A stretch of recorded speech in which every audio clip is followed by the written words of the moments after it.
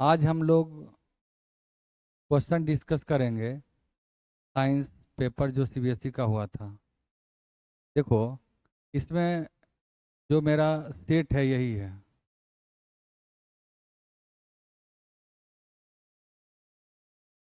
इस पेपर को हमको डिस्कस करेंगे।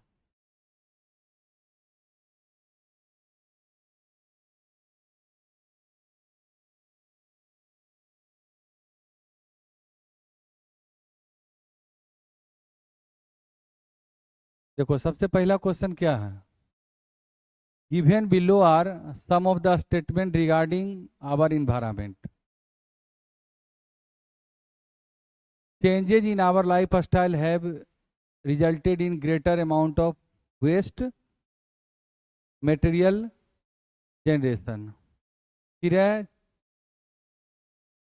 Changes in attitude have resulted in use of more disposal. ये दोनों क्या सही है? तीसरा के change in packaging has result is much of our waste become non biodegradable. इसमें कहता है कौन जो है इन्वायरमेंट को डैमेज नहीं कर रहा है। ये सब तीनों इन्वायरमेंट को डैमेज कर रहा है। कौन डैमेज नहीं कर रहा है? फोर। ऑर्गेनिक फार्मिंग में क्या करते हैं? ऑर्गेनिक फार्मिंग में केमिकल का यूज मिनिमम होता है या नहीं के बराबर होता है। तो यहाँ पर क्या होगा? B number. Next question. Observe the given figure and select the statement that correctly states how this fungi obtain nutrition. अब फंगस जो है न्यूट्रिशन कैसे लेता है? By eating the bread on which it is growing, by using nutrient from the bread to prepare their own food, by breaking down the food nutrient of bread outside the body and then absorbing them। देखो, fungus क्या करता है कि food को break down करता है outside the body, फिर उसको क्या करता है? एब्जॉर्ब करता होता है। ये आंसर क्या होगा? सी सही होगा। Next question. If the part P of the flower is removed which of the following process will not takes place. देखो, ये क्या है बोलो? ये हमारा स्टामेन है, लेकिन ये क्या बोलता है कि पी पार्ट को रिमूव करना है। तो पी पार्ट यहाँ पर क्या है? ये स्टिग्मा हुआ, स्टाइल है, क्या है? ओवरी। हम लोग जानते हैं कि ओवरी क्या बनाता है? फ्रूट। क्या बनाता है? फ्रूट। तो अगर इस पार्ट को हटा दोगे क्या नहीं होगा? फ्रूट नहीं बना। अगर ओवरी हम हटा लेंगे तो फ्रूट का फॉर्मेशन नहीं होगा। नेक्स्ट क्वेश्चन है four chamber heart is characteristics of. बताओ, हम लोग किस में आते हैं? मेमाल्स में। हम लोग में कितना चेम्बर ऑफ हार्ट है? 4 चेम्बर। 2 ऑरिकल है और 2 क्या है? वेंट्रिकल। तो टोटल 4 चेम्बर है किसके पास? मेमाल के पास। Next question. Translocation is the process in which plant deliver mineral from leaves to other part of the plant. गलत। Plant growth hormone from leaves to other part plant. Translocation में क्या होता है? Organic substance leaves to other part of the plant में जाता है। तो क्या होगा? डी आंसर होगा। Next question. In human being the oxygen rich blood is pumped out to the body. देखो, जो ब्लड पंप होता है हार्ट के द्वारा किसके कारण होता है? वेंट्रिकुलर कॉन्ट्रैक्शन के कारण। वेंट्रिकल में क्या होता है?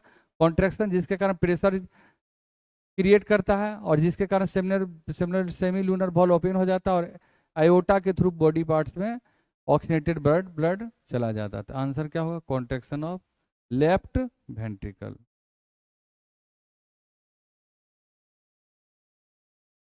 देखो यहाँ पर इस क्वेश्चन को, 2 pea plants, one with round green and another with wrinkled yellow seed were crossed with each other। देखो, तुम लोग जानता है कि राउंड और ग्रीन है, राउंड ग्रीन, और क्या है? Wrinkled yellow. राउंड ग्रीन का क्या होगा? Capital R, R small Y Y, और ये क्या है?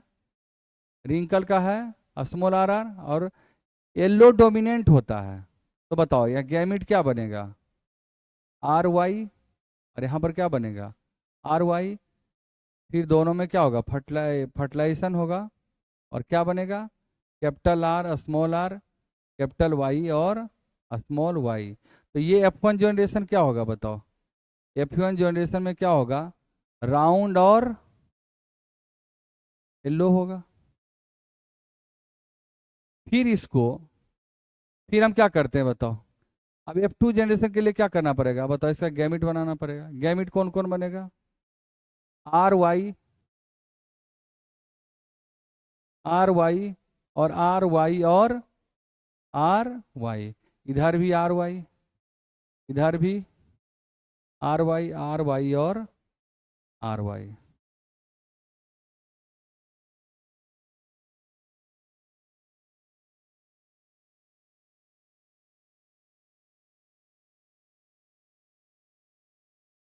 क्या होगा, R R Y Y, R R Y Y, R R Y Y, R R Y Y. यहाँ पर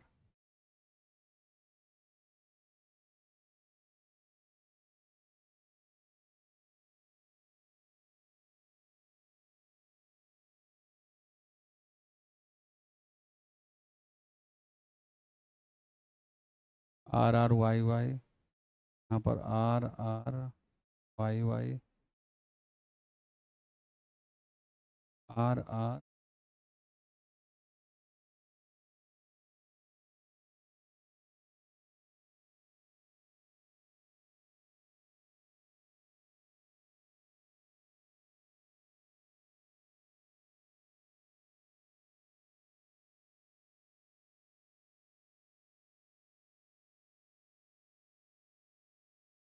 तो देखो, combination character compare to the parent, parent में क्या था, राउंड और ग्रीन था, और रिंकल और येलो था।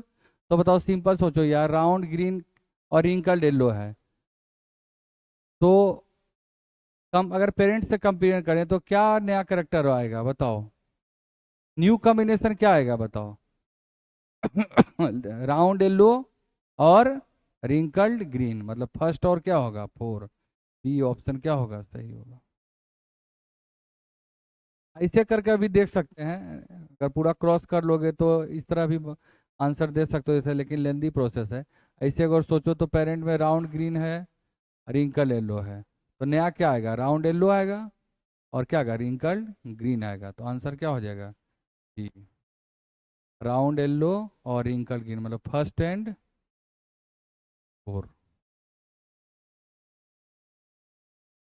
नेक्स्ट क्वेश्चन,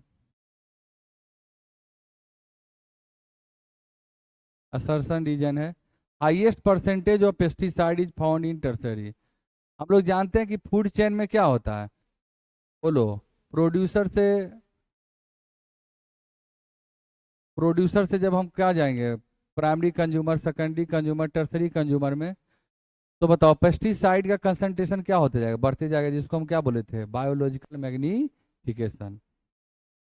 तो ए सही है, chemical pesticide get accumulated progressively at trophy, ये भी सही है, दोनों ट्रू है।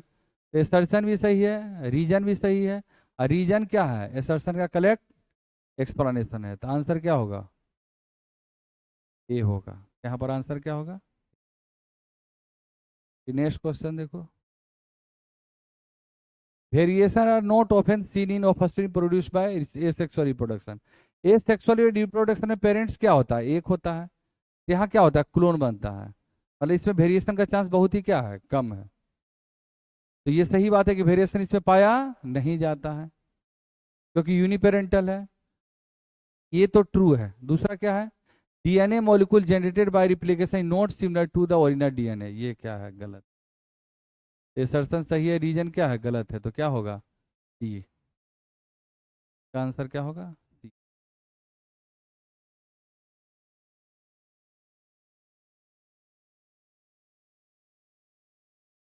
वाटर डिकम, अब देखो ये हमारा आ गया सब्जेक्टिव, वाटर डिकम्पोजर। डिकम्पोजर क्या करता है बताओ, जो बायोडिग्रेडेबल मटेरियल है उसको क्या करता है, डिकम्पोज कर देता है। और हमारे इन्वायरमेंट को क्या करता है, क्लीन करता है।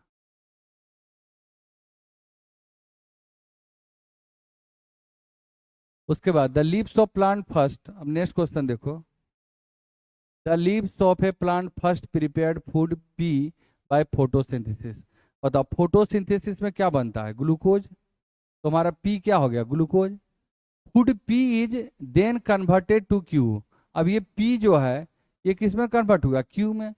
तो ये पी तो ग्लूकोज हुआ, क्यू क्या हो गया, स्टार्च, क्या हो गया, स्टार्च। स्टार्च के रूप में स्टोर होता है। कहता है which is stored in the lips if not use immediately, water P and Q. तो पी हमारा ग्लूकोज होगा और क्यू क्या होगा, starch. Water the raw material and condition required for synthesis of P. मतलब ग्लूकोज बनाने के लिए क्या चाहिए बताओ, CO2 चाहिए, वाटर चाहिए, और क्या चाहिए बोलो, सनलाइट होना चाहिए, और इसके पास क्या होना चाहिए प्लांट के लिप में, क्लोरो, तो CO2 वाटर चाहिए raw material. Next question, Varun is a diabetic. His latest ultrasound report showed a blockage in the pancreatic duct. How will this affect the dual functioning of the pancreas? देखो इसको क्या है, ultrasound report में क्या, pancreatic duct के द्वारा क्या lease होता है, पेनक्रियाटिक जूस, जो किस में हेल्प करेगा, डाइजेशन में। एक इंडोक्राइन, पेनक्रियाज क्या है, इंडोक्राइन ग्लैंड पार्ट भी होता है और इजोक्राइन पार्ट होता है। तो इजोक्राइन पार्ट यहाँ क्या हो रहा है, डिस्टर्ब हो रहा है, लेकिन बाकी इंसुलिन पर, इंसुलिन के सेक्रेशन पर बहुत ज़्यादा असर नहीं पड़ेगा। Next question, use the following information for P plant. Dominant, तो डोमिनेंट एलील क्या है बोलो, कैपिटल टी, और डोमिनेंट एलील फॉर पर्पल क्या है, कैपिटल पी, कैपिटल टी और कैपिटल पी है। तो TT और PP का क्रॉस किसके साथ कराओगे, स्मॉल TT और स्मॉल PP के साथ। Perform a cross between pure dominant for both the trade with another plant which is recessive for both the trait and work out the progeny up to F2 F2 generation. देखो अब इसको हम एक बार बार बार नहीं बताते, एक बार समझ लो कि क्या बनेगा, गैमिट बनेगा TP, ये क्या बना, स्मॉल TP, क्रॉस किया क्या क्या हुआ, TT small, capital T small t, capital P small p, क्या बन गया ये, टॉल और पर्पल बन गया, क्योंकि ये डोमिनेंट था। अब इसका क्या करवाएंगे, सेल्फिंग करवाएंगे, तो वही 9:3:3:3 रेशियो में आएगा। ठीक है, what is the probability of obtaining tall plant with,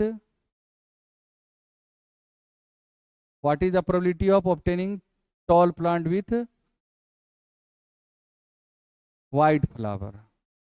देखो ये tall plant with white flower, इसको पूरा जब क्रॉस करोगे ना तो इसका आंसर इसमें आ जाएगा। ठीक है, इसके लिए हमको क्या करना है, जो अभी हम बताए थे डायब्रिड क्रॉस, उसी तरह का इसमें क्रॉस करना पड़ेगा और देखना पड़ेगा कि कितना ऑब्टेन टॉल प्लांट के साथ क्या मिलेगा, वाइट फ्लावर। इसके लिए देखो इसमें क्या करना पड़ेगा, सेल्फिंग। अब यहाँ गैमिट बनाओगे, capital T, capital P, capital T small p, फिर स्मॉल t कैपिटल, फिर स्मॉल t स्मॉल, फिर इधर लिखोगे,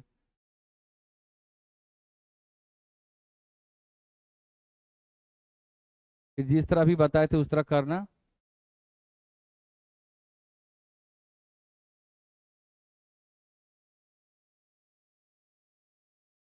देखो यहाँ कहता कितना है, टॉल प्रोबेबिलिटी कितना है, tall plant with white flower. देखो टॉल प्लांट विथ, इसको निकालना पड़ेगा, 1 2 3,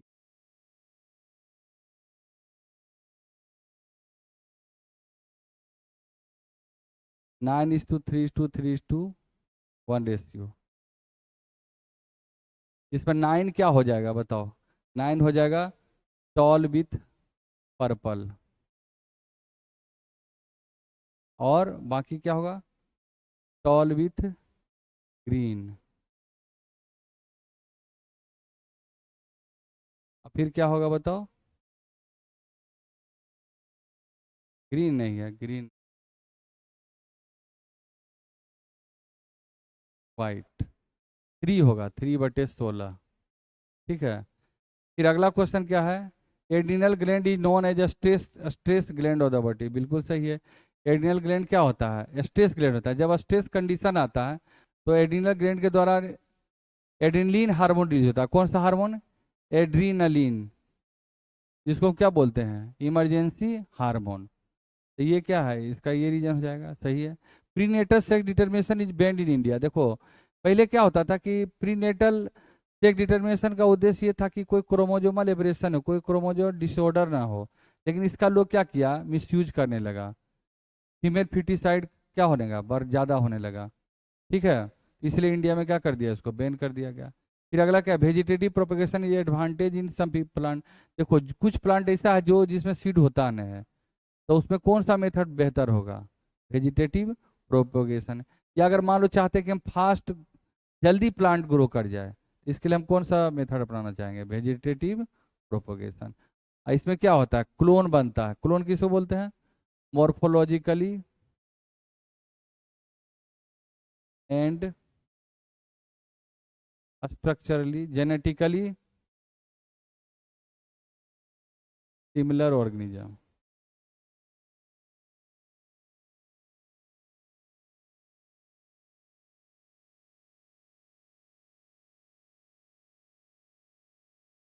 नेक्स्ट देखो है क्या? Plant exhibit movement in response to various environment stimuli, adopt and survive in their surrounding.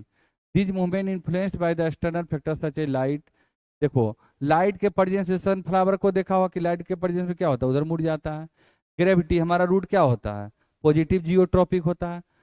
Water, water hydrotropism. ठीक है ना, कि जहां पर मॉइस्चर होगा वो उधर रूट क्या होगा? ज्यादा उधर ही ग्रोथ का ग्रोथ होगा। So for example, different growth of plant allow them to bend, grow, or orient themselves in particular direction. Root and shoot often show in contrasting response to the same stimulus, highlighting the complex mechanism in the plant growth and development.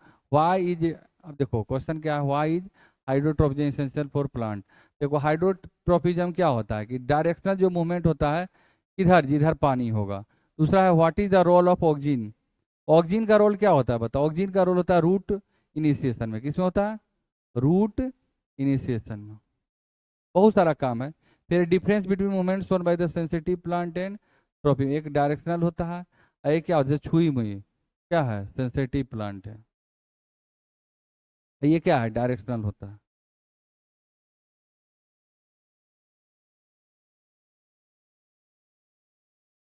फिर है draw label diagram showing open and close stomatal pore. बताओ कौन इसके लिए responsible होता है? Guard cell. List the main event that occurs during the process of photosynthesis. Photosynthesis के दौरान क्या होगा? बताओ। क्लोरोफिल सनलाइट से एनर्जी ट्रैप करेगा। ठीक है। और कार्बन डाइऑक्साइड वाटर से रिएक्शन करके क्या बनाएगा? बोलो। ग्लूकोज एंड ऑक्सीजन रिलीज होगा। इसमें लाइट रिएक्शन होता है और क्या होता है? Dark reaction. ठीक है। Write a balance equation for showing photosynthesis. Photosynthesis में क्या होता है? बोलो। CO2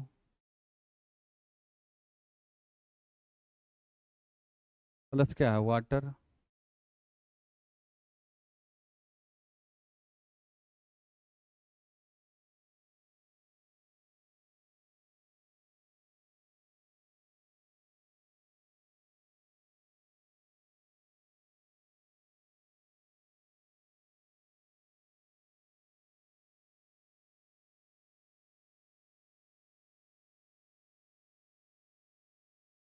यहाँ पर देखो 6 दिन 12 का, यहाँ पर क्या है? 12 12 24।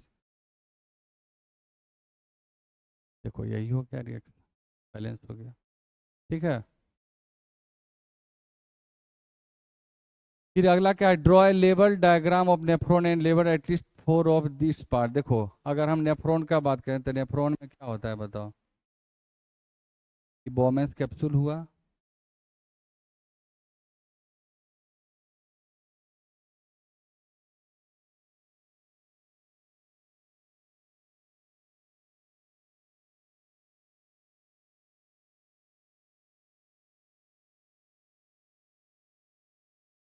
ये हमारे एफरेंट आर्ट्रियोल हो गया।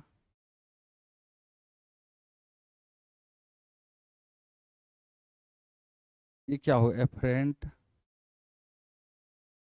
आर्टेरियोल।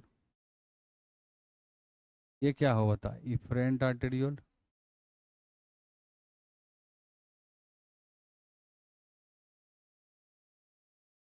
ये हमारा ग्लोमेरुलस हो गया। ये बोमेंस कैप्सूल हो गया। इसको बोलते हैं पीसीटी। इसको लूप ऑफ हेनले। इसको क्या बोलते हैं, डीसीटी। इसको बोलते हैं कलेक्टिंग डक्ट। फिर कहता है what is the role of capillary cluster inside the Bowman's capsule. देखो यहाँ जो कैपिलरी होता है ग्लोमेरुलस, वो देखो यहाँ से कैसा ब्लड आ रहा है, यूरिया लेकर आ रहा है। और यहाँ पर क्या होता है, एक क्लस्टर है किसका, ब्लड वेसल्स का, जिसको बोलते हैं ग्लोमेरुलस, जिसके कारण यहाँ पर हाई प्रेशर होता है। और हाई प्रेशर के कारण क्या होता है, इस ब्लड से यूरिया फिल्ट्रेट होकर कहाँ चला जाता है, नेफ्रॉन में। किस में आ जाता है जी, नेफ्रॉन। ये किसका स्ट्रक्चर है, नेफ्रॉन का। ठीक है। फिर what is the meant by selective रिएबजोस। सेलेक्टिव रिएबजोस मतलब क्या हुआ कि जब जब जरूरत पड़ेगा, जैसे डीसीटी में जब जब जरूरत पड़ेगा तो क्या करेगा, उसको फिर से मान लो पानी का जरूरत है तो क्या करेगा, रीअब्जॉर्ब कर लेगा।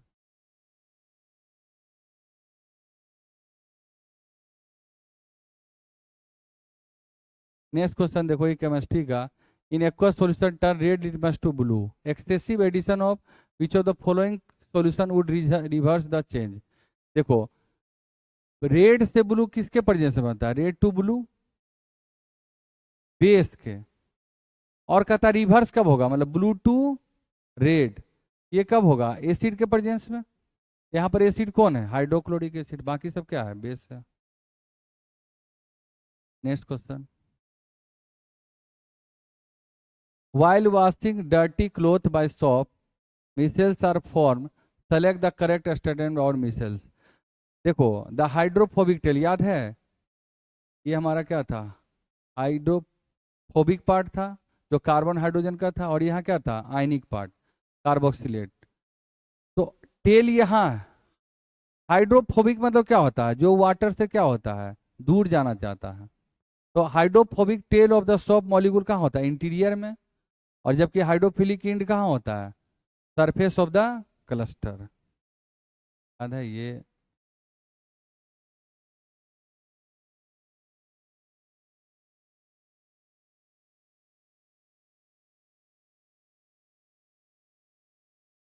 क्या बनाया था, सेल्स का फॉर्मेशन, यही पहला ही ऑप्शन सही। Next question. Which of the following method does not react with cold water. देखो कोल्ड वाटर से कौन रिएक्ट करेगा, जो रिएक्टिविटी सीरीज में कहाँ होगा, ऊपर, जिसका रिएक्टिविटी क्या होगा ज्यादा। तो रिएक्टिविटी ज्यादा किसका होता है, सोडियम का, पोटासियम का, कैल्शियम और मैग्नीशियम। तो सबसे कम रिएक्टिव इसमें कौन है, ये चारों में, तो मैग्नीशियम है। तो ये कोल्ड वाटर के साथ रिएक्ट आसानी से नहीं करेगा। तो आंसर इसमें क्या होगा, डी नंबर। फिर कहता है ये यहाँ पर देखो, ये कौन सा प्रोसेस है, ग्लूकोज ऑक्सीजन के प्रेजेंस में टूट रहा है, क्या मिला, CO2 और वाटर। ये कौन सा प्रोसेस है, रिस्पायरेशन। और रिस्पायरेशन में क्या मिलता है, एनर्जी, ATP, और क्या होता है रिलीज, हीट। तो ये क्या होगा, एक्सोथर्मिक प्रोसेस। नेक्स्ट क्वेश्चन है, the volume ratio of hydrogen oxygen gas liberated during the electrolysis of water. याद है, वाटर टूटता है जब हम इस पर इलेक्ट्रिक करंट पास करते हैं।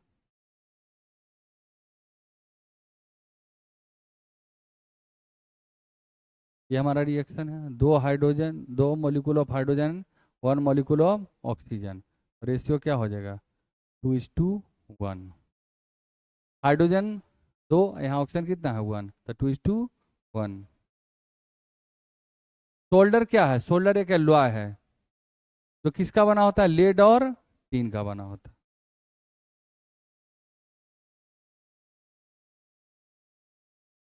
नेक्स्ट क्वेश्चन है, which one of the following chemical use in soda acid fire extinguisher. कौन होता है जी, सोडियम हाइड्रोजन कार्बोनेट। ये टूटेगा और क्या मिलेगा, इससे क्या मिलेगा, कार्बन डाइऑक्साइड। फिर है pure ethnic acid is called glacial acetic acid. बिल्कुल सही है, प्योर एथेनिक एसिड को क्या बोलते हैं, ग्लेशियल एसिटिक एसिड। क्यों बोलते हैं कि क्योंकि pure ethnic acid, ethanoic acid often फ्रीजेज during winter. Winter में क्या होता है, जम जाता है, क्योंकि इसका मेल्टिंग पॉइंट क्या है, लो है। ये भी ट्रू है, ये भी ट्रू है, इसका करेक्ट एक्सप्लेनेशन है। तो आंसर क्या होगा, assertion is true and reason भी ट्रू। और एसर्शन का करेक्ट एक्सप्लेनेशन कौन है, रीजन है। आंसर क्या होगा, ए।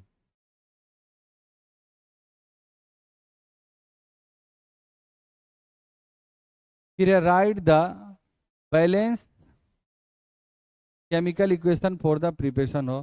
तुम लोग पढ़ा होगा अल्कली क्लोर प्रोसेस पढ़ा है, उसमें क्या होता था बताओ। NaCl किसके प्रेजेंस में, वाटर के प्रेजेंस में क्या बनता है, NaOH plus Cl2 plus hydrogen gas. यहाँ देखो, यहाँ दो, यहाँ भी दो, यहाँ भी क्या होगा, दो हो जाएगा। दो सोडियम यहाँ है तो दो सोडियम यहाँ भी है। क्लोरीन यहाँ दो है तो यहाँ भी क्लोरीन कितना है, दो है। ठीक है। ऑक्सीजन यहाँ कितना है, दो है। यहाँ भी क्या है, दो ऑक्सीजन है। ठीक है, तो ये रिएक्शन क्या है, बैलेंस। इसको बोलते हैं अल्कली क्लोर प्रोसेस। कहता which method will be used to convert each of them to their respective metal oxide। देखो, कार्बोनेट क्या है, जैसे कार्बोनेट है तो कार्बोनेट में क्या होता है, खुद ऑक्सीजन होता है। तो इसमें ऑक्सीजन के प्रेजेंस में होना क्या है, जरूरी नहीं है। तो इसमें कौन सा प्रोसेस होगा, कैल्सिनेशन। क्या होगा, कैल्सिनेशन। और इसमें क्या होगा, सल्फाइड में क्या होगा, रोस्टिंग, प्रेजेंस ऑफ ऑक्सीजन। एक और रिएक्शन था कि सोडियम कार्बोनेट कैसे बनाते हैं। NaCO3 को तोड़ोगे तो क्या बनेगा, Na2CO3 plus CO2 plus H2। यहाँ पर दो ले लो, ये क्या हो गया, रिएक्शन बैलेंस हो गया। और दूसरा क्या तरीका है, NaOH को रिएक्शन करवा दो CO2 के साथ, क्या बन गया, Na2CO3 प्लस H2O। ये दोनों मेथड।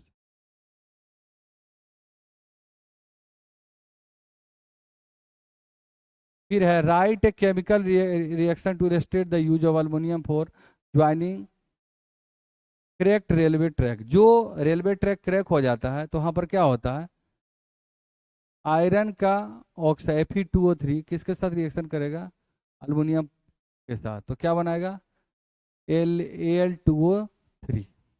क्या बनाएगा जी, Al2O3।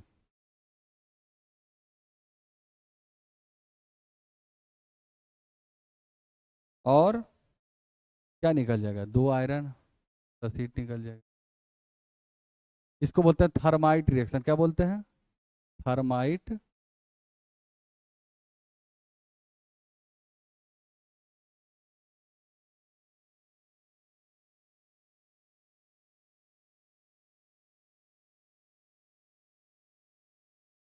और साथ साथ क्या निकल जाएगा, हीट निकल।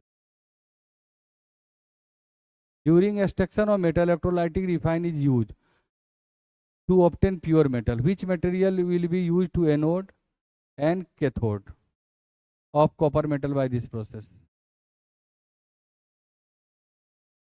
ये एनोड में इम्प्योर होता है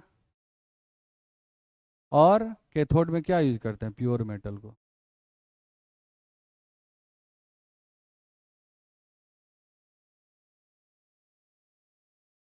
अभी एक बना लिए, ठीक है। फिर write the all reaction involve in extraction of zinc sulphide. ठीक है, तो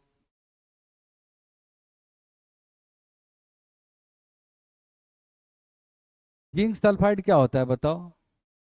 जिंक सल्फाइड क्या करेगा, जेडेन जिंक सल्फाइड किसके साथ रिएक्शन करेगा बोलो, ऑक्सीजन के साथ। तो क्या बनाएगा,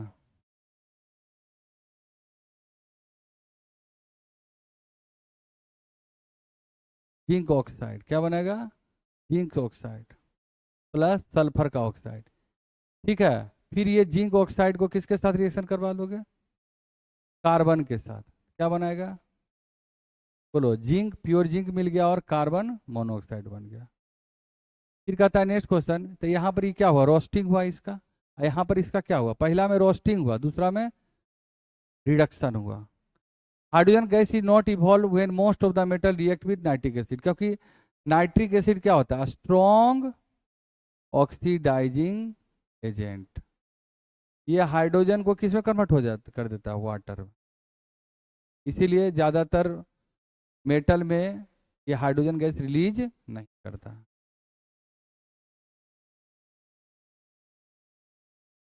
right two observation when green colour crystal of ferrous sulphate on heating in a boiling tube. Boiling tube में FeSO4 को क्या करेंगे, हीट करेंगे, तो हमको क्या मिलेगा, Fe2O3 SO2 और SO3 में।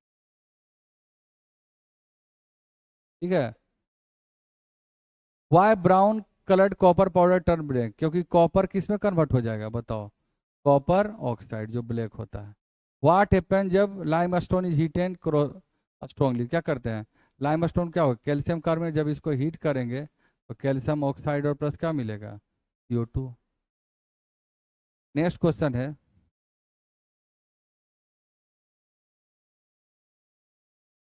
The pH play important role in our daily life, strength of acid and base depend on the number of H+ ion and OH- ion. हम लोग जानते हैं कि H+ आयन ज़्यादा होगा तो pH क्या होगा, कम होगा।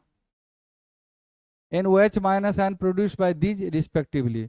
pH scale help in predicting the strength of acid and base by measuring hydrogen ion concentration in solution. What type of indicator is used to predict how strong acid and base? कौन होता है, pH का indicator. पहला 3 solution है, A B C। A का pH कितना है, A का 3 है, B का pH कितना है 5 है, और C का pH कितना है 7। H+ ज्यादा होगा, एसिडिक नेचर क्या होगा, एसिडिक नेचर क्या होगा ज्यादा। तो क्या पूछ रहा है कि highest concentration of H+ ion किस में होगा, जिसमें H+ ज्यादा होगा उसका pH क्या होगा, कम। तो बताओ pH इसमें कम किसका, A का है। तो highest concentration of H+ ion किसका होगा बोलो, A का। तो क्या होगा answer, A। What are strong acid and weak acid, बताओ तुम ही बताओ। जिसका pH कम उसका एसिडिटी ज्यादा। pH कम किसका ज्यादा है, A का। तो स्ट्रॉन्ग एसिड कौन होगा, A। और किसका pH ज्यादा है, C का। तो वीक एसिड कौन होगा, C। ठीक है,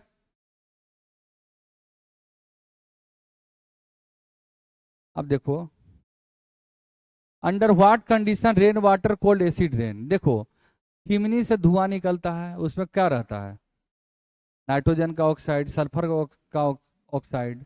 वो हमारे एटमॉस्फेयर में प्रेजेंट वाटर वेपर के साथ रिएक्शन करके क्या बना लेता है, HNO3 और H2SO4। और वो फिर हमारे एटमॉस्फेयर से कहाँ आता है, नीचे। जैसे मानो बारिश पड़ रहा है, किसका बारिश हो रहा है, एसिड का बारिश, इसलिए इसको क्या बोलते हैं, acid rain. In the following acid identify weak acid. देखो, जो ऑर्गेनिक एसिड है, ऑर्गेनिक एसिड है वो क्या कहलाता है, वीक एसिड। और जो मिनरल एसिड है वो क्या कहलाता है बोलो, स्ट्रॉन्ग एसिड। तो स्ट्रॉन्ग तब वो बोलता है कि कौन वीक एसिड है। तो ऑर्गेनिक एसिड कौन कौन है, एसिटिक एसिड और फॉर्मिक एसिड। ठीक है, तो आंसर क्या होगा, एसिटिक एसिड और फॉर्मिक एसिड, क्योंकि ये ऑर्गेनिक एसिड है इसलिए क्या है, वीक एसिड है। Next question, carbon can not form C4+ ion cation, एन का C4- देखो ये सब सारा क्वेश्चन NCERT से ही लिया गया। सबसे बड़ा खासियत है कि जो भी क्वेश्चन पूछा गया है क्या है, कहाँ से है, NCERT से, NCERT के लाइन से है। कि देखो, कार्बन का एटॉमिक नंबर कितना होता है 6। क्या लिखते हैं, के में 2, एल में 4। कार्बन का पड़ोसी इनर्ट गैस कौन है, हीलियम है, जिसका एटॉमिक नंबर कितना होता है 2 होता है। और क्या है, नियोन है जो कितना है इसका 10 होता है। तो ये 4 इलेक्ट्रॉन लॉस करके क्या बन सकता है, हीलियम के इनर्ट गैस कन्फिग्रेशन को अचीव कर सकता है। और 4 इलेक्ट्रॉन गेन करके किसको अचीव कर सकता है, नियोन के इलेक्ट्रॉनिक कन्फिग्रेशन को अचीव कर सकता है। या तो 4 लॉस कर सकता है या 4 गेन कर सकता है। लेकिन सच्चाई है कि ना लॉस करता है या ना गेन करता है। क्यों, क्योंकि देखो कार्बन का साइज छोटा होता है, कितना, कार्बन का साइज क्या होता है, छोटा। और कार्बन का साइज छोटा होगा तो इसके आउटर मोस्ट सेल का न्यूक्लियस के साथ अट्रैक्शन बहुत ज्यादा होगा। न्यूक्लियस के साथ अट्रैक्शन ज्यादा होगा तो आउटर मोस्ट सेल में जो इलेक्ट्रॉन है उसका न्यूक्लियस के साथ अट्रैक्शन ज्यादा होगा। तो इसके इलेक्ट्रॉन को निकालना, अब देखो कार्बन पर 4 पॉजिटिव मतलब क्या हुआ, कार्बन से 4 इलेक्ट्रॉन लॉस हुआ। लेकिन इसके आउटर मोस्ट सेल में जो प्रेजेंट इलेक्ट्रॉन है उसका न्यूक्लियस से अट्रैक्शन ज्यादा होने के कारण इलेक्ट्रॉन निकालना बहुत ही क्या होता है, मुश्किल होता है। क्योंकि टाइटली इसको क्या करके रखता है, होल्ड करके, किसको, न्यूक्लियस इलेक्ट्रॉन को। इसलिए लूज करना भी मुश्किल है। अच्छा, इसका साइज छोटा है तो ऑलरेडी इसके पास 6 इलेक्ट्रॉन है, अब 4 इलेक्ट्रॉन और गेन करना है। साइज छोटा होने के कारण इसके अंदर वाले सेल के अंदर में जो इलेक्ट्रॉन है वो आने वाले इलेक्ट्रॉन को क्या करेगा, रिपेल करेगा। तो इलेक्ट्रॉन को लूज करना भी मुश्किल है, गेन करना भी क्या है, मुश्किल है। इसलिए ना ये लॉस करता है ना गेन करता है, क्या करता है, शेयर करता है। ठीक है। नेक्स्ट क्वेश्चन है कि define homologous series of carbon counter, why are the melting and boiling point of C4H10 higher than C3H8 and C2H6। देखो होमोलोगस सीरीज किसको बोलते थे बताओ, होमोलोगस सीरीज में कंस्टिट्यूटिव मेंबर के बीच कितना का डिफरेंस था, CH2 का, और मास में 14U का। अब देखो अल्केन का फॉर्मूला क्या है, CnH2n+2। तो सबसे पहला कौन होगा, CH4, फिर C2H6, फिर C3H8, फिर C4H10। मतलब जितना कार्बन होगा उससे दुगना से 2 ज्यादा क्या होगा, हाइड्रोजन होगा।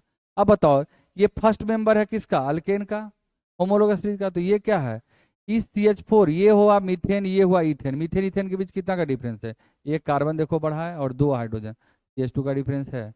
फिर ये इथेन और प्रोपेन में कितना का डिफरेंस है, CH2 का। और प्रोपेन और ब्यूटेन में कितना का डिफरेंस है बताओ, CH2 का।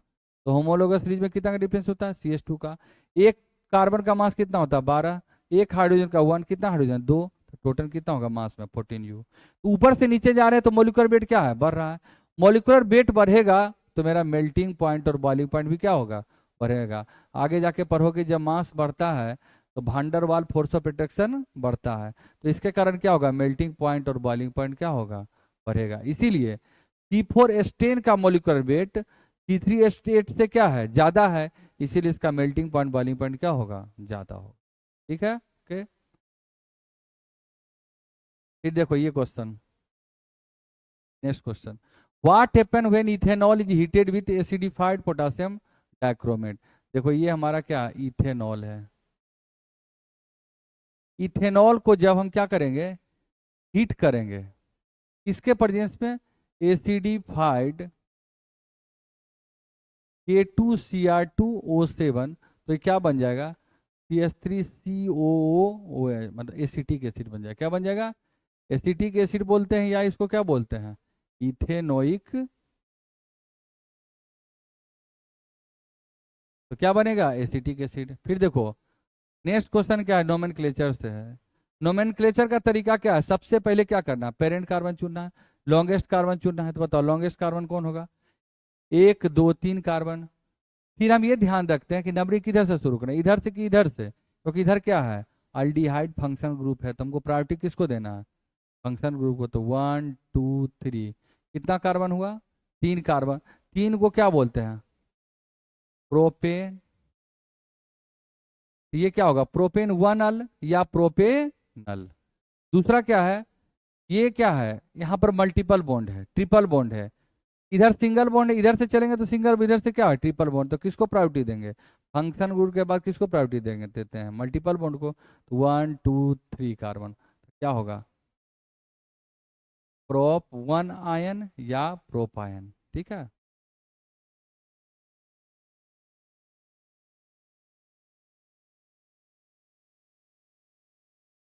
हो गया। नेक्स्ट क्वेश्चन आओ। When ethanol react with ethanoic acid, किसके साथ? इथेनॉल किसके साथ रिएक्ट कर रहा है? इथेनोइक एसिड के साथ, COH। तो क्या बताओ, ये इथेनॉल है, ये क्या है? Ethanoic acid. दोनों आपस में रिएक्ट करता है in the presence of concentrated H2SO4। Concentrated H2SO4 क्या है? डिहाइड्रेटिंग एजेंट है। ये वाटर को क्या करेगा? रिमूव कर लेगा। तो हमारा प्रोडक्ट क्या हो जाएगा बताओ? CH3COH2। ठीक है। State the class compound to which the sweet smelling compound belong. किसके कारण होता है? क्या बना ये? ईस्टर बना। क्या बना है जी? ईस्टर। ये आंसर क्या होगा? ईस्टर होगा। ये write the chemical equation for the reaction. देखो यहाँ पर हम केमिकल इक्वेशन लिख दिए। इसका आंसर फर्स्ट होगा ईस्टर, सेकेंड में ये केमिकल इक्वेशन होगा। फिर कहता है why soap do not produce foam with hard water. देखो क्योंकि हार्ड वाटर में क्या होता है? कैल्शियम और मैग्नीशियम आयन होता है, जो सॉप के साथ रिएक्ट करके क्या बना लेगा? Insoluble salt. Insoluble salt precipitate हो जाएगा, जिसके कारण क्या होता है? झाग उत्पन्न। ठीक है।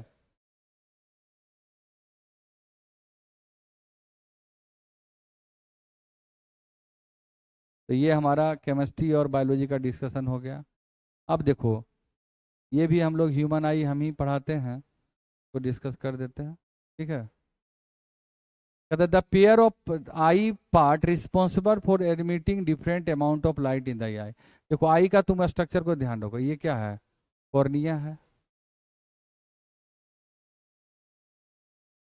ये लेंस हुआ, और यहाँ ये क्या था? आइरिस। क्या था? आइरिस। और ये बीच में क्या होता है? प्यूपिल। ठीक है। और ये हमारा क्या हुआ? रेटिना। क्या हुआ? रेटिना। यहाँ पर ब्लाइंड स्पॉट होता है, इधर से ऑप्टिक नर्व आता है, ये है। ठीक है। तो बताओ कौन रिस्पॉन्सिबल है? लाइट इसके इसके थ्रू आता है, तो इसके लिए कौन रिस्पॉन्सिबल है? प्यूपिल और, बोलो, आइरिस। तो आंसर क्या होगा? ए हो जाएगा। नेक्स्ट क्वेश्चन आ जाओ। The vision defect which arise due to the gradual weakening of the ciliary muscle and diminishing flexibility of the eye lens। Ciliary muscle के वीकनिंग से कौन होता है? Presbyopia. Thank you. Siddharth sir discussion करेंगे please.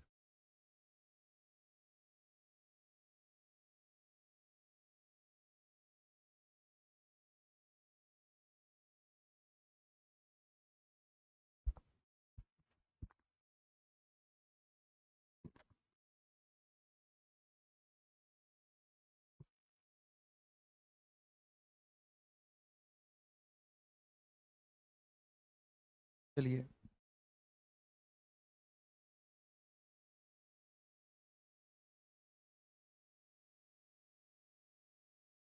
पहला assertion reason है the help of compass magnetic field lines can be, क्या लिखा है? आउट ऑफ द, क्या लिखा है? The help of compass, compass के हेल्प से magnetic field lines can be, क्या लिखा है? Traced outside the bar magnet. अब कह रहा है कि कंपास के हेल्प से, ऑफ कोर्स हम कंपास के हेल्प से ये बताते हैं कि बार में वो से मैग्नेटिक लाइंस बाहर निकलता है। अब कहते हैं north pole of compass needle always points to bar. देखिए कंपास है नॉर्थ पोल, और ये क्या है? South pole. ये नॉर्थ पोल के सामने कौन होगा? साउथ पोल से इंटरेक्ट होगा कि नहीं? और से नेक्स्ट कह रहा है क्या? A fuse in electric circuit is rated 4 ampere. Can it be used with electric heater operating 2 kilo 200 volt, ये पावर है ना, पावर इज इक्वल टू क्या होता है, भी आई। आपका पावर है 2 किलो वाट, मतलब 2000 वाट। भी कितना है, आई निकालोगे तो आई कितना जाना चाहिए, 10 एम्पियर। अब इसको 10 एम्पियर का रिक्वायरमेंट है और फ्यूज जो है 4 एम्पियर से ज़्यादा दोगे तो वो क्या करेगा, जाएगा। क्या फ्यूज सूटेबल है इसके लिए, क्या बोलोगे, नहीं। Explain your answer. इसका नीड कितना है, 10 एम्पियर। और अगर आप 10 एम्पियर का करंट इस फ्यूज के थ्रू पास कराओगे क्या हो जाएगा, ये फ्यूज मेल्ट कर जाएगा, वर्क ही नहीं करेगा। हाउ इज एन इलेक्ट्रोमैग्नेटिक, क्या है, how an electromagnet made, electromagnet बनता कैसे है। पहली बात, क्या कीजिए, एक वायर लो, उस पर इंसुलेटिंग लेयर लगा दो, एक कंडक्टिंग वायर के ऊपर एक इंसुलेटिंग लेयर लगा दीजिए। उसको हम क्या करें, एक जस्ट सिलिंड्रिकल या कोई भी इसको टर्न कर दिए इस तरह से, सिलिंड्रिकल सिस्टम लिए, मान लीजिए कंडक्टिंग ही लीजिए, तो आप इसको टर्न कर दिए एक मैग्नेट की तरह, ये बन गया, ये मैग्नेट की तरह बन गया। अब कहता है हाउ एन इलेक्ट्रोमैग्नेटिक मेट, ऐसे बना सकते हो। अगर right any two way by which the strength of electromagnet can be increase. अब हमें किसी भी एक सोलेनॉइड जो है, इसके मैग्नेटिक स्ट्रेंथ कैसे बना सकते हैं। मतलब मैग्नेटिक स्ट्रेंथ बढ़ाने का मतलब हुआ कि मैग्नेटिक फील्ड को बढ़ाना। पहला तो काम कीजिए, में एक कोई सॉफ्ट आयरन मैग्नेटिक मटेरियल डाल दीजिए, जिससे कि का मैग्नेटिक स्ट्रेंथ बढ़ सकता है। दूसरा, इसके अंदर जो मैग्नेटिक फील्ड है उसका फॉर्मूला था बी इक्वल टू NIA, मतलब आप नंबर ऑफ टर्न बढ़ा दो या करंट बढ़ा दो। मतलब नंबर ऑफ टर्न बढ़ाने से मैग्नेटिक स्ट्रेंथ बढ़ेगा, करंट बढ़ाने से बढ़ेगा। ये नंबर ऑफ टर्न क्या है, ये एन क्या है, number of turn per unit length. Unit length मतलब क्या है, वायर के बीच में गैप है उसको कम कर दो।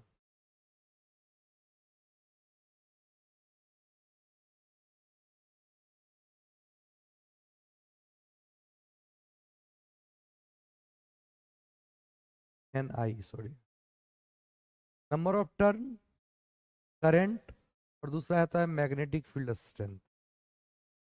ये कैसे चेंज हो सकता है, वही, अगर इसके अंदर आप सॉफ्ट आयरन कोर डाल दीजिएगा तो ये कर जाएगा, ये हम चेंज कर गया। नंबर ऑफ टर्न ये क्या है। अब अगला नेक्स्ट क्वेश्चन है,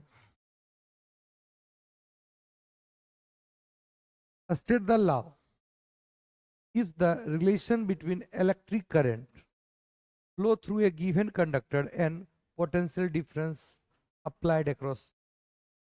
आप सुने V बराबर I R, Ohm's law. Ohm's law के अनुसार क्या है, प्रोपोर्शनल टू क्या होता है, आई। अब अगर ड्रॉ करना है तो आप एक तरफ ही ले लीजिए, एक तरफ क्या लीजिए, आई ले लीजिए, और लीनियर रिलेशन दिखाएगा। और जो इस लीनियर रिलेशन को फॉलो करता है उसको हम लोग क्या कहते हैं, रेसिस्टर कहते हैं।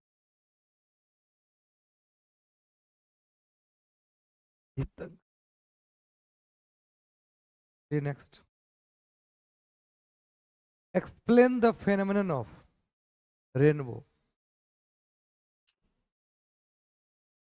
explain the phenomenon of rainbow formed in a sky। तो आपको पता है रेनबो फॉर्मेशन कैसा होता है, जैसे ही बारिश हुई, जब बारिश होती है तो हमारे एटमॉस्फेयर में जो है पानी की बूंद बनती है, और ये पानी की बूंद जो है, जब जैसे ही बारिश हुई उसके जस्ट बाद अगर क्या हुआ, मान लो धूप उग गया, क्या करेगा, वाटर ड्रॉपलेट्स हैं, इससे लाइट टकराने के बाद यहाँ तो रिफ्रैक्शन हुआ, उसके बाद यहाँ रिफ्रैक्शन हुआ, और ये रिफ्रैक्शन फिर ये तो फिर यहाँ पे ये लाइट आपके पास आया, इस तरह से अलग अलग लाइट का रिफ्लेक्शन होगा, जिससे कि आपका रेनबो फॉर्मेशन होगा। इससे जो रेनबो फॉर्मेशन होता है इसको बोलते हैं प्राइमरी रेनबो। यहाँ पे TIR हो रहा है, टोटल इंटरनल रिफ्लेक्शन। और यही कभी कभी क्या होता है, लाइट आया, रिफ्रैक्शन, फिर TIR, टोटल इंटरनल रिफ्लेक्शन, फिर TIR होके, और बाद में जब रिफ्लेक्शन हुआ, ऐसे में जो रेनबो बनता है, इससे जो रेनबो बनता है वो सेकेंडरी रेनबो बनता है। आपको तो सिर्फ ये है कि रेनबो फॉर्मेशन कैसे होता है। जस्ट क्या हुआ, जब लाइट, सन का लाइट वाटर ड्रॉपलेट्स पे जाके टकराता है, वो अंदर जाता है टू रिफ्रैक्शन। रिफ्रैक्शन के बाद उस वाटर ड्रॉपलेट के सरफेस पे अगर TIR हुआ, टोटल इंटरनल रिफ्लेक्शन, उसके बाद फिर रिफ्लेक्शन हो गया, इससे बनेगा, या 2 बार TIR होकर रिफ्रैक्शन होगा, तो इस दोनों प्रोसेस से आपका रेनबो फॉर्मेशन होता है। नेक्स्ट क्वेश्चन क्या कहा है, ये आपका है, ठीक है, on the basis of given circuit arrangement answer the following question. What happened to the rod AB when the key is closed. देखिए रॉड AB क्या है, जैसे ही की क्लोज करोगे तो इससे करंट इधर जाएगा, और करंट इधर जाएगा। जब किसी भी रॉड में करंट फ्लो करे और उसके आसपास मैग्नेटिक फील्ड हो, तो उस पर एक मैग्नेटिक फोर्स होता है, जो फोर्स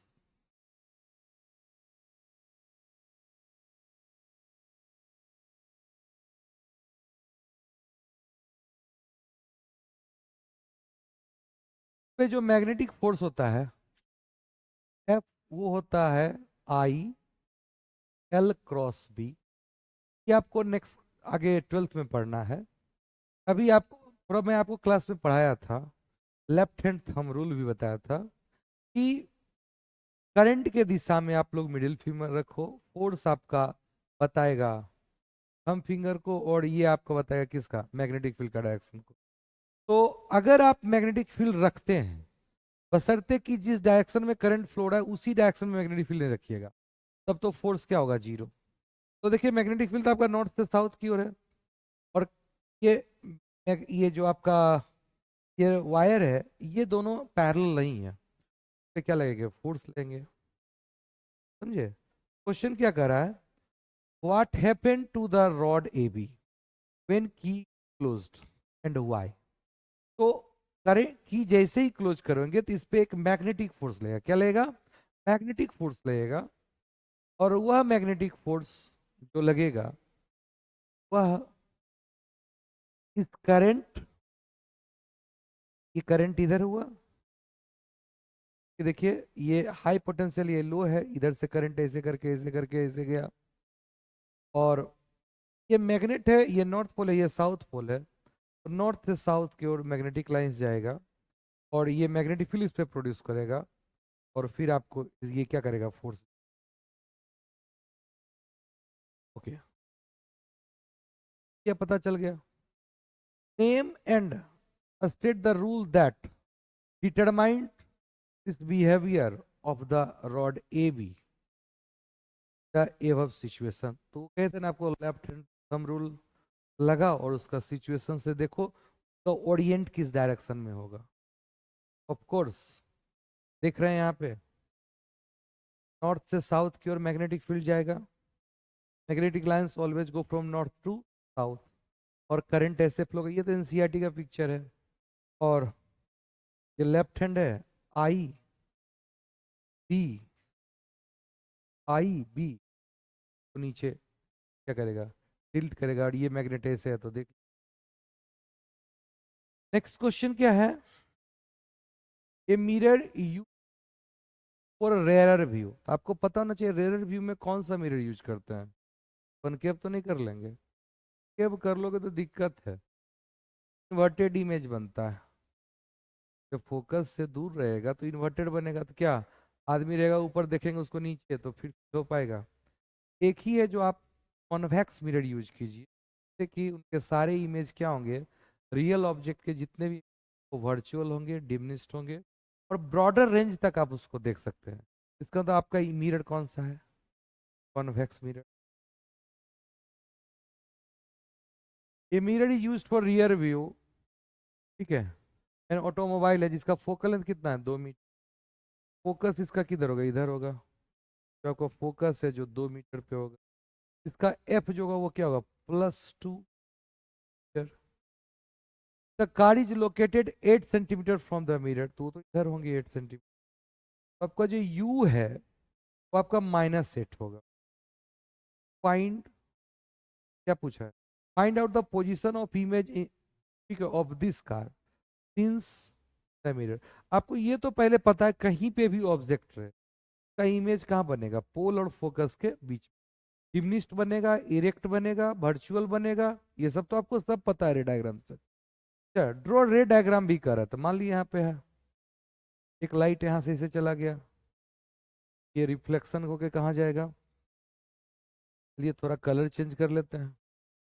तो यहाँ से इसे मिला होगा, ये आपको जस्ट फोकस से पास करता हुआ महसूस होगा कि नहीं। तो अगर लाइट पोल पे गिर रहा है तो एंगल ऑफ इंसिडेंट बराबर क्या होता है, एंगल ऑफ रिफ्लेक्शन। इसका एंगल ऑफ इंसिडेंट बराबर एंगल ऑफ रिफ्लेक्शन करो तो इधर जाएगा। ये दोनों को जब पीछे मिला होगा तो यही आपका क्या होगा, यहाँ पे आपका ये, अगर ये ए है ये बी है तो ये आपका ए डैश और बी डैश आपका इमेज। तो आपका इमेज जो बना वो कैसा बना, क्या रिफ्लेक्टेड रे रियली मीट कर रहा है, तो नो। ये छोटा दिख रहा है कि नहीं, स्मॉलर इन साइज, पुल से फोकस के बीच में ही होगा। ये सब तो आप देख रहे हैं। अब फॉर्मूला लगाइए, 1/v+1/u=1/f। 1/v निकालना है +1/-8=1/, क्या हो गया 2। 1/v क्या है 1/2 +1/8, एलसीएम ले लीजिए 8, ये हो गया 4 + 5, ये 5 क्या हो गया 8, ये 1/v हो गया। तो v आपका 8/, ओके। अब देखिए नेक्स्ट क्वेश्चन 38 जो दे रखा है, ये देखिए क्या कर रहा है, ये पैरेलल रे आ रहा है, इतना बड़ा, और आपका आंख इतना छोटा। आखिर ये साइज क्यों रखा गया, जिससे कि ये मैक्सिमम लाइट को ला पाए। ओके, लाइट की इंटेंसिटी बढ़ाने के लिए हम किसी वस्तु को देखना चाहते हैं बहुत दूर है, तो उसकी इंटेंसिटी हमारे आंखों पे बहुत कम डायरेक्टली पड़ेगी। उस इंटेंसिटी को बढ़ाने के लिए हम लोग इस टेलीस्कोप का यूज करते हैं, कि बहुत ही लार्ज रीजन से लाइट को लाया। और देखिए लाइट को लाने से बाद ये क्या किया, एक कॉनकेव मिरर पे टकरा दिया। कॉनकेव मिरर पे टकरा जाता तो वहीं आंख रखते देख लेते, ऐसा नहीं हुआ। फिर ये प्लेन मिरर लाया, देखिए प्लेन मिरर में इमेज कहाँ बनेगा, यहाँ पे। इसी को आप इसका क्या कह सकते हो, बस किसका, ये। और फिर यही इमेज अब इस लाइट के लिए यहाँ से, ये आपका क्या हो गया, ये इंसिडेंट रे, ये रिफ्लेक्टेड रे। ये जो रिफ्लेक्टेड रे है वो इसके लिए क्या है, इंसिडेंट रे। और इंसिडेंट रे जहां मिलता है वो क्या है, ऑब्जेक्ट, किसके लिए, फॉर दिस मिरर के लिए। और उसके बाद जो ये रिफ्लेक्टेड रे जहां पे जाके कट करेगा, क्या ये रिफ्लेक्टेड रे कहीं कट किया, नहीं। कट करने से पहले ये किसको मिल गया, आई को। और यहाँ पे इस लाइट को फिर ये पैरेलली आपकी आंखों पे डाल दिया। इसका मतलब इसका ये फोकस यहाँ पे। आखिर आपने किया क्या, अपनो जो ये जो लार्ज अमाउंट ऑफ लाइट आ रहा था, एक छोटे से रीजन में लाके अपने आंखों पे लाए, जिससे कि हाई इंटेंसिटी की लाइट आपके आंखों पे आए और उसको हम क्लियरली देख पाए। तो जिस वस्तु को हम देखना चाहते हैं उससे इतना सफिशियंट अमाउंट ऑफ लाइट निकल के मेरी आंखों पे आए, जिससे कि हम उसको देख सकते हैं। अगर स्टार को अपने आंखों से देखना चाहते हो, इतना सफिशियंट अमाउंट ऑफ लाइट नहीं आ पा रहा है जिसको आप उससे क्लियरली देख पाओगे। बहुत सारे स्टार को इससे आप क्लियरली देख सकते हो। चंद्रमा को क्लियर देखना है, चंद्रमा दिख रहा है लेकिन उसके सरफेस को नहीं देखना है। अगर उसके सरफेस को क्लियर देखना है तो उसके सरफेस के हर एक पोर्शन से लाइट आना चाहिए। वैसे केस में हम इसका यूज करते हैं। लाइट आ रहा है लेकिन लाइट बिखर रहा है, वो उतना इंटेंस लाइट आपकी आंखों पे आ नहीं रहा है, इसके हेल्प से आप ले आते टेलीस्कोप का। तो व्हाट काइंड ऑफ इमेज, अब ये जो इमेज बनेगा वो कैसा बनेगा, वो इन्वर्टेड बनेगा। कैसा बनेगा, इन्वर्टेड बनेगा। What kind of image state seen by the observer? Eyepiece, देखो यही तो आईपीस है। तो इमेज कैसा बना? इन्वर्टेड। कैसा बना? Inverted. Okay. What kind of mirror is used in this, क्या लिखा है? In this reflecting telescope. Reflecting telescope में जो आप मिरर यूज किए वो कौन सा किए?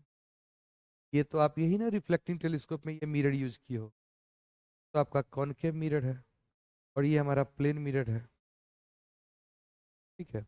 Explain with the reason what kind of optical device, type of lens और मिरर बाय आईपीस लेंस। ये तो दिख रहा है। आईपीस लेंस में हम एक कन्वर्जिंग लेंस का यूज किए हैं। ये दिख रहा है कॉन्वेक्स लेंस है, कन्वर्जिंग लेंस पता है। What is the role of plane mirror in image formation by this telescope? ये प्लेन मिरर का क्या रोल है? यही प्लेन मिरर को हम क्या कर सकते हैं, क्या इसका रोल क्या है? भैया ये जो लाइट इधर उधर जाता है उसको फिर से एक दिशा देने के लिए आपका यूज हो गया प्लेन मिरर का। जस्ट पाथ को डेविएट करने के लिए इसको टिल्ट करते हैं 5 डिग्री, और एक दिशा देने के लिए। अगला देखो क्या है। ड्रॉ एन, क्या drive an expression for equivalent resistance of 3 resistor connected in parallel with the battery as shown in figure। अब देखिए ये तो सिंपल है। अगर आपके पास 3 रजिस्टर है, R1, R2 और R3, ये पैरेलल है, तो आप बैटरी से जोड़ रखे हो, इसके इक्विवेलेंट रेसिस्टेंस निकाल रखना। आप कहो तो इसी में कर देते हैं, क्या दिक्कत है? ये R1, R2, R3 में देखिए क्या है। अगर ये 0 है, अगर की कम, ये भी क्या होगा 12 भी वोल्ट या 12 वोल्ट। अब ये 12 वोल्ट है तो यहाँ पे भी तो 12 वोल्ट, क्योंकि कोई ड्रॉप करने वाला तो नहीं है। ये 0 है तो ये भी क्या होगा 0। अब ये 12 है तो ये भी 12 होगा और ये क्या होगा 0। आपका x का पोटेंशियल क्या होगा 12 और y का पोटेंशियल क्या होगा 0। अब ये जो डिफरेंस है वो कितने का है 12 का है। और रजिस्टर में current always flow from high potential to low potential. तो आप कहोगे ये जो पोटेंशियल आप जो डेवलप किए 12 कहिए, अगर ये भी होता, ये क्या होता भी, और ये क्या मानते हैं, अगर ये 0 माने तो वो भी, अगर ये आप 2 मानते हो तो ये 14 होगा, ये अगर 10 मानते हो तो वो 22 होगा। ठीक है, पोटेंशियल डिफरेंस कर दिया।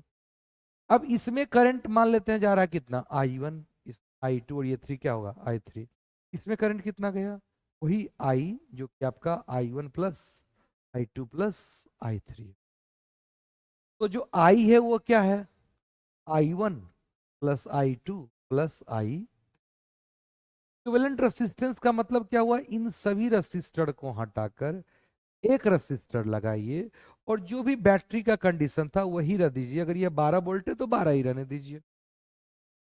अच्छा, इसमें वही करंट फ्लो करेगा जो उसमें नेट कर रहा था, मतलब आई।